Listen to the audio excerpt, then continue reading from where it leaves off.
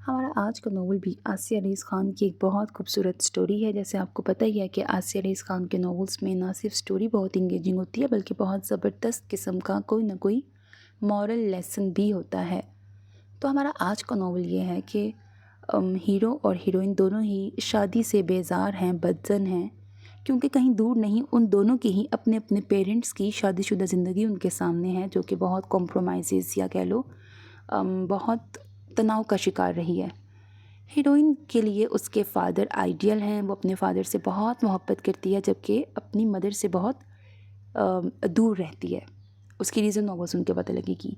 और इसका opposite hero की लाइफ में है। वो अपनी मदर से बहुत मोहब्बत करता है। अभी उसकी मदर की डेथ हो गई है, लेकिन उसको लगता है कि सारी ज़िंदगी उसके फ़ादर ने उसकी मदर को खुश नहीं रखा और इसलिए वो अपने फ़ादर से बहुत रिज़र्व रहता है और बहुत दूर हो गया अपने फ़ादर से। तो वो अपनी मदर से दूर है, वो अपने फ़ादर से दूर है और बैक एंड पे रीज़न यही कि उनकी शादीशुदा ज़िंदगियों में बहुत सारे प्रॉब्लम्स थे। अब यूँ दोनों शादी से बेजार हैं।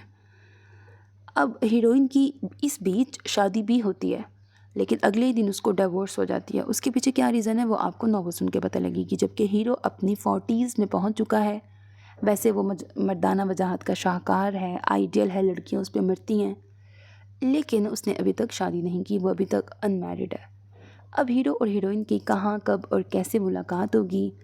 और बारिश बहुत है इस नॉवल में, मतलब बहुत ही है बारिश।